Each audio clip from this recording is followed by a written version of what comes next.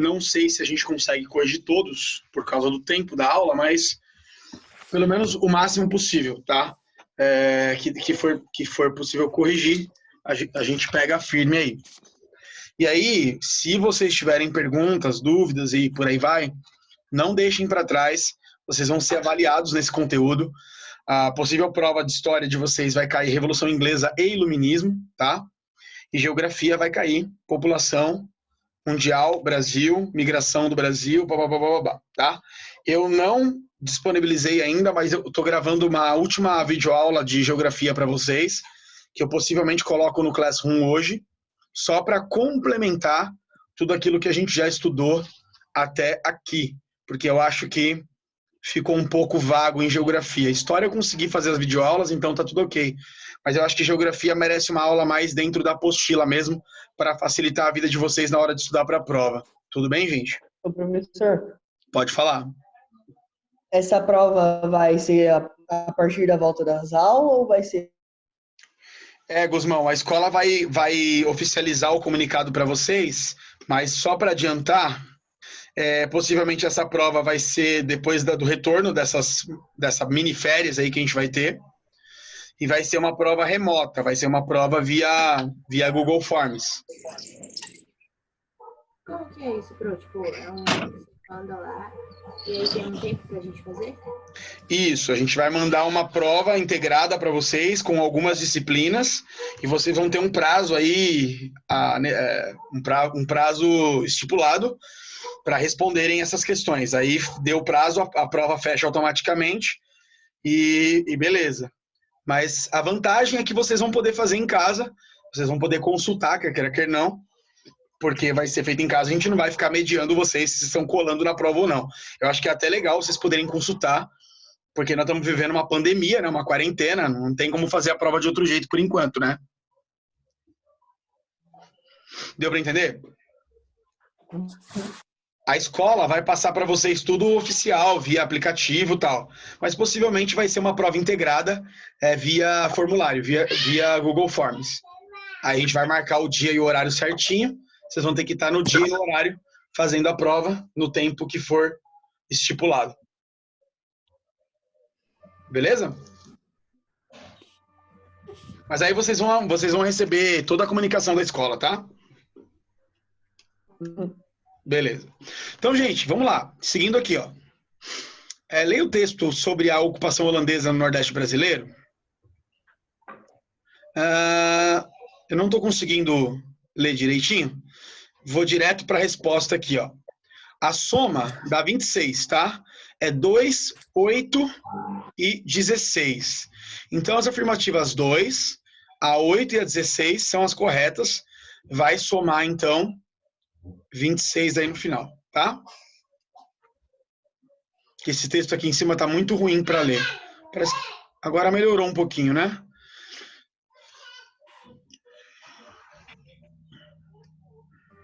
Vamos pegar aqui. O objetivo da conquista foi o controle da produção de açúcar, né? Vocês já sabiam disso.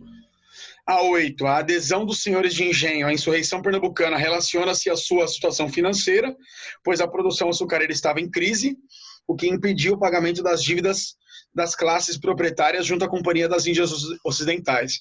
Então, os holandeses começam a cobrar muitos impostos dos brasileiros aqui na América, e como eles estavam endividados, então eles preferem apoiar Portugal para expulsar os holandeses aqui do Brasil, tá? E a 16, os holandeses enfrentaram dificuldades de compreensão de sua língua e da rejeição à religião protestante. Isso é verdadeiro, porque a maioria dos colonos brasileiros eram católicos, tudo bem, gente? Então eles apoiaram a insurreição pernambucana, que é a expulsão dos holandeses do Brasil por Portugal, por conta de que também não gostavam dos evangélicos, eles eram essencialmente católicos, tá? Tudo bem? Segundo, se tiver alguma dúvida, por favor, pergunta. Vamos lá. Questão 2. Vamos direto para a questão. Tem um texto aí, né? Durante o século XVIII, a capitania de São Paulo sofreu grandes transformações. Em 1709 nasceu a capitania de São Paulo, separando-se de Minas Gerais por conta do ouro, né? Abrangendo um imenso território correspondente ao que seria a atual região sul, sudeste e centro-oeste, à exceção da capitania do Rio de Janeiro e Espírito Santo. Até 1748, sucessivos desmembramentos formaram as regiões de Minas, Santa Catarina, Rio Grande do Sul, Goiás, Mato Grosso, Paraná. Tá. Foi diretamente instruído pelo futuro Marquês de Pombal a ocupar a fronteira ameaçada pelos espanhóis e a fomentar a produção de gêneros de exportação adaptado Ana Paula, Paraná, São Paulo, não sei o que, tal. De um império a outro, tal. Beleza. Cite duas atividades econômicas que sustentavam as capitanias de São Paulo no século XVIII. Gente, quem já estudou isso, já conseguiu fazer? São Paulo era uma região extremamente pobre durante o período colonial. E por causa do ouro, São Paulo começou a se desenvolver. Citem duas atividades de São Paulo no século XVIII. Alguém pode citar?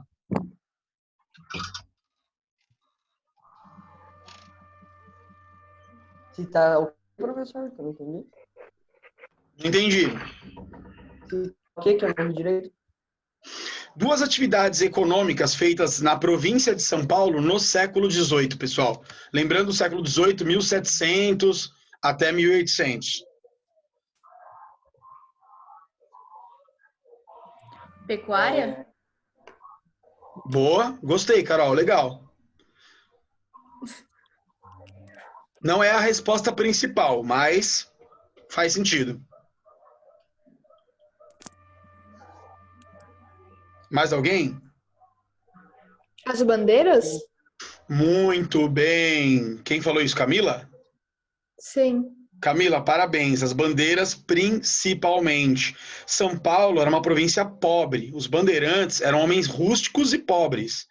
Eles não tinham dinheiro para comprar escravos africanos, né? O solo do litoral de São Paulo não era propício para cana-de-açúcar. Então, São Paulo não produzia cana-de-açúcar.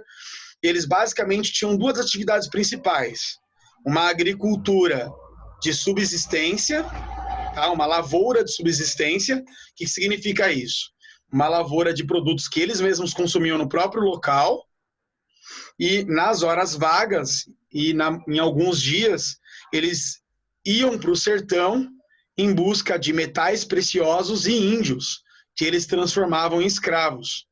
Os bandeirantes faziam basicamente isso, agricultura de subsistência e bandeiritismo, né? As famosas bandeiras, né? Onde eles capturavam índios e buscavam metais preciosos. Muito bem, Camila, parabéns. Segundo ano, entenderam? Tudo bem aí, segundo? Uhum. Sim. Então, coloca aqui, ó, atividades agropecuárias de subsistência e bandeiras, ou seja, entradas no sertão em busca de índios e metais. Considerando a política territorial na América Portuguesa, nos séculos 16 e 17, comente as mudanças significativas do século 18 nesse aspecto. Então, política territorial, pessoal. Quem era o Brasil no século 16 e 17 e o que aconteceu no Brasil a partir do século 18? O que vocês poderiam falar sobre isso? E aí, Monique, o que você acha que mudou no Brasil territorial do século 16 para o século 18?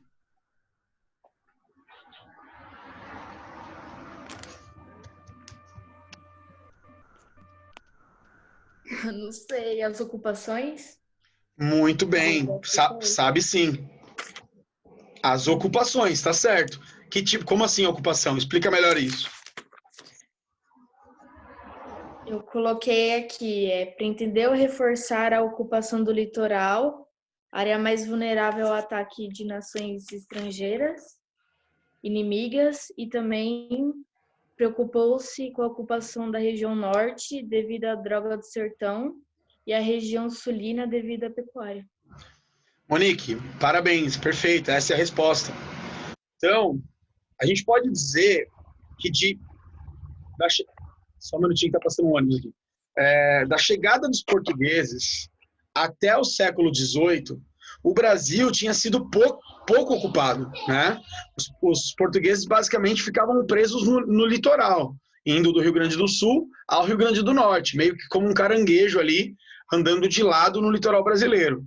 A partir do século XVII e principalmente a partir do século XVIII, com Ouro e Minas, nós podemos dizer que os portugueses e os colonos brasileiros que estavam aqui nesse território, eles começaram então a dominar regiões mais dentro do interior do Brasil. É como se o Brasil então passasse por uma expansão territorial.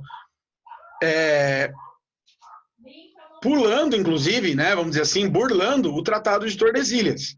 O Tratado de Tordesilhas ele foi basicamente desfeito, ele foi basicamente rompido pelos portugueses, que tomaram terras que pertenciam à Espanha. Deu para entender?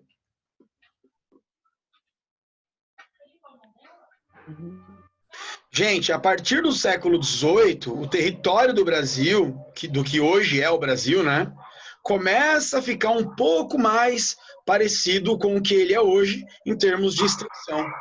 Deu para entender? Uhum. Então, beleza. E aí eu acho que a resposta da Monique é perfeita. Um maior controle sobre o litoral, evitando invasões. Um maior controle sobre o norte, aproveitando ali as drogas do sertão. E um maior controle sobre o centro-sul, pegando principalmente a pecuária, o abastecimento da região das Minas Gerais,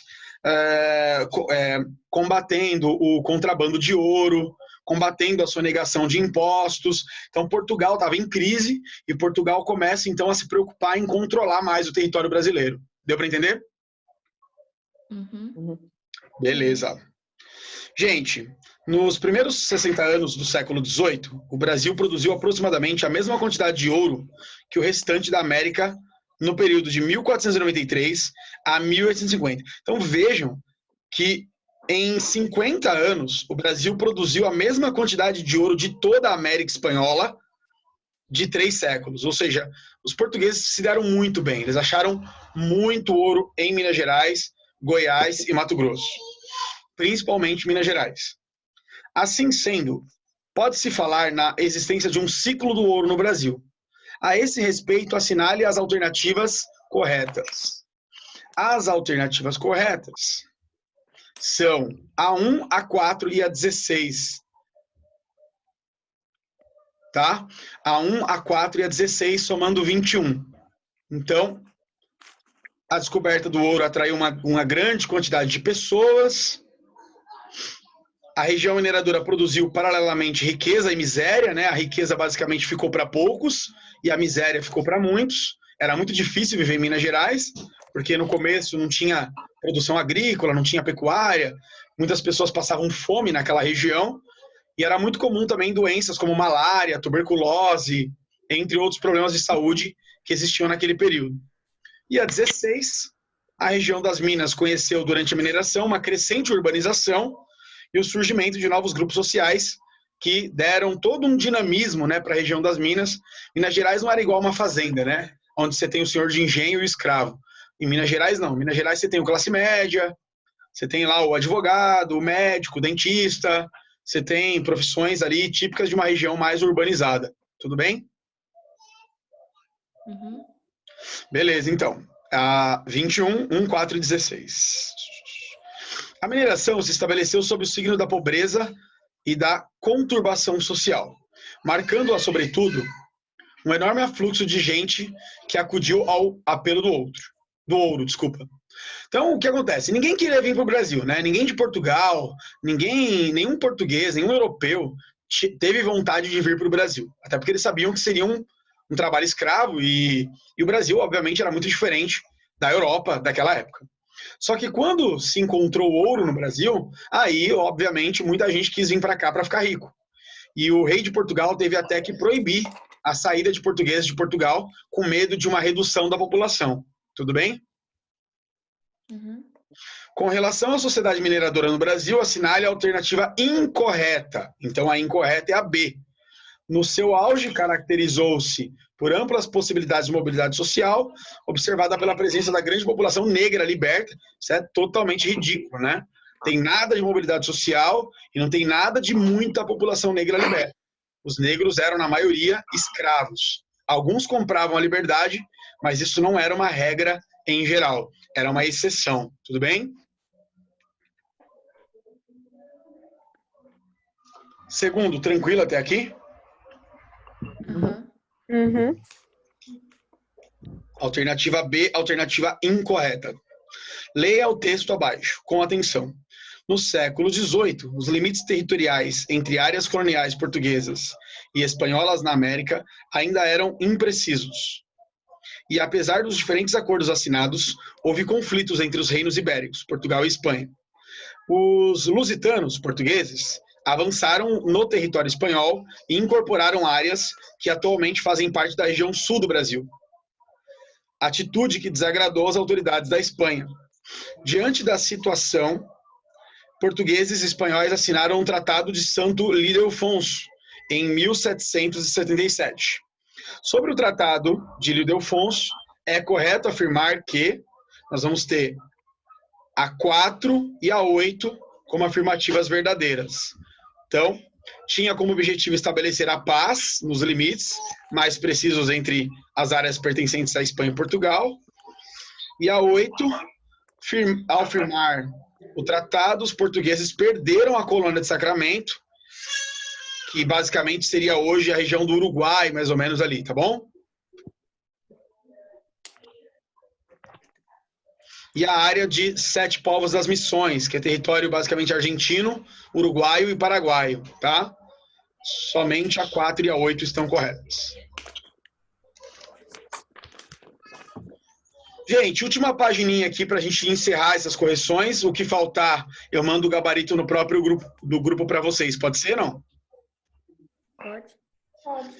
Então, beleza. Vamos fazer essa página e o restante eu mando no grupo. Os cabeça redonda, voltando a falar de Revolução Inglesa aqui, tá? Isso aqui vai cair na prova, tá? Indico que quando vocês tiverem prova, estudem essas questões para dar uma situada em como que isso pode aparecer na nossa prova. Os cabeças redondas, ou seja, os burgueses lá do parlamento, receberam esse nome pelo corte de cabelo que usavam, curto, de forma arredondada, desprezando a moda corrente dos cabelos longos entre os membros da corte. A partir das vitórias militares sobre os cavaleiros, conseguiram a rendição do rei em 1646. Entretanto, Carlos I reorganizou os seus soldados e recomeçou a guerra, sendo derrotado definitivamente pelos cabeças redondas de Oliver Cromwell. Preso, Carlos I foi julgado pela Alta Corte da Justiça e, a mando do parlamento, foi condenado à morte em janeiro de 1649. O rei foi decapitado em frente ao Palácio de Whitehall, em Londres. Com relação aos fatos citados no texto acima, é correto afirmar que o parlamento, ao executar o rei, atacava um princípio central do Estado absolutista, que era a ideia da origem divina do poder real. Gente, era normal na Idade Moderna as pessoas acreditarem que o rei ele tinha sido, vamos dizer assim, ele tinha sido ungido por Deus. Então, era normal na Idade Moderna acreditar que o rei era uma representação de Deus na Terra. Com a morte e a execução do Carlos I, isso meio que caiu por terra, tudo bem? Uhum. Então, beleza. Adaptado. As revoluções inglesas do século XVII representaram um marco na vida europeia. Assinale as proposições corretas, tá? Então, as corretas estão verdadeiro, verdadeiro, falso, verdadeiro e falso. É isso? Não, isso aqui é outra. É outra, né? Aí, me perdi já aqui. Tá 0, 1, 1. Como é que tá escrito isso aqui? 2, 2, 3, 3. Tá. Então, a 1 e a 2, verdadeiro, verdadeiro. A 3 é falsa. Expressou em todos os seus momentos a Revolução Puritana Gloriosa, a disputa pelo poder dos reis Stuart e o parlamento. Na verdade, a Revolução Gloriosa não representa isso, né? Representa um acordo e uma rendição do absolutismo. Na verdade, na Revolução Gloriosa, a monarquia Stuart, ela se rende, né? Ela basicamente deixa de ter poder e passa o poder para o parlamento. Tá claro isso para vocês? Sim. E a 4 aqui, a presença de uma mentalidade feudal nas classes médias urbanas, visando a manutenção das estruturas comunais. Mentira, né? As terras comunais foram vendidas, basicamente, e os burgueses queriam uma nova expansão da economia, uma expansão do comércio. Então, o pensamento não tinha nada a ver com o feudalismo, era totalmente moderno o pensamento dos parlamentares da burguesia inglesa desse período. Para terminar,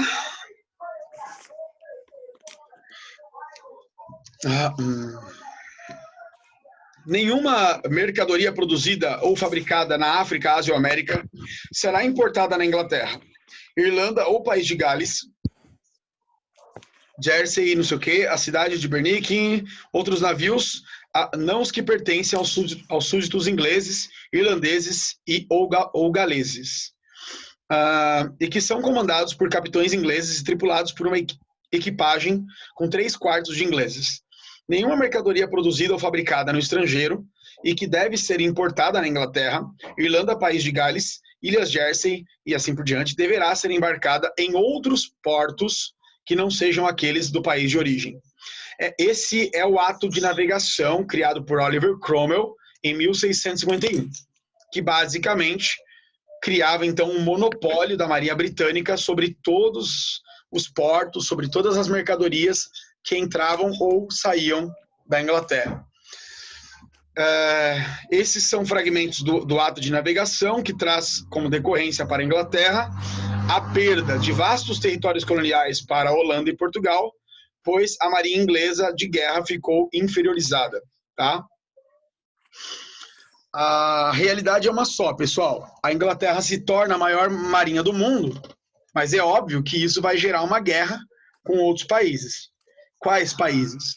Com os países que ainda rivalizavam com a Inglaterra, principalmente a Holanda, que era o país mais rico do mundo, e, óbvio, Portugal e Espanha, porque Portugal e Espanha tinham terras na África, na América, na Ásia e assim por diante. Então, vai gerar basicamente uma briga contra a Espanha, contra Portugal e contra a Holanda. Tudo bem, gente?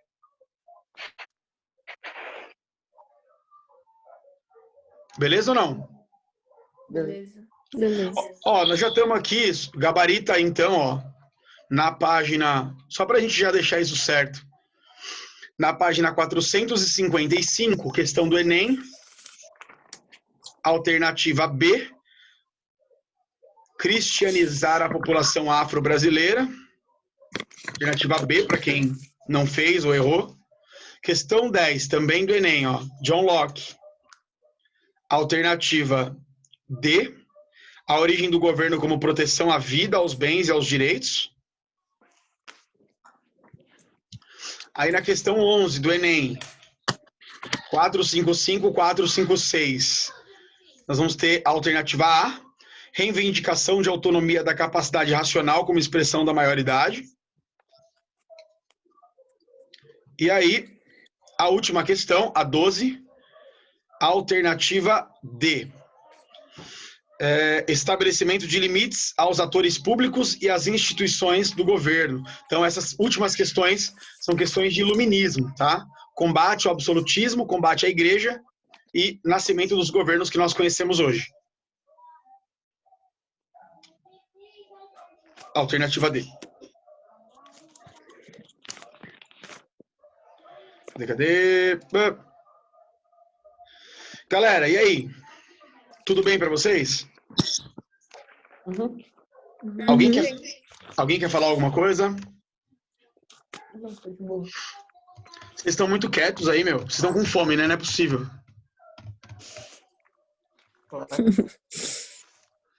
Gente, vocês entenderam essa matéria de Revolução Inglesa e Iluminismo, na real? Fala a verdade aí. Sim. Beleza? Tá bom, então. Beleza, gente. Eu estou à disposição de vocês para o que vocês precisarem. Qualquer coisa, me procurem aí no WhatsApp. Eu agradeço mais uma vez a participação de vocês na aula. E quinta-feira a gente está de volta aí com Geografia. Tá. Gente, um beijo para todo mundo. Fica com Deus aí. Tchau, Pro. Tchau, Pro. Tchau, gente. Obrigado. Tchau, tchau.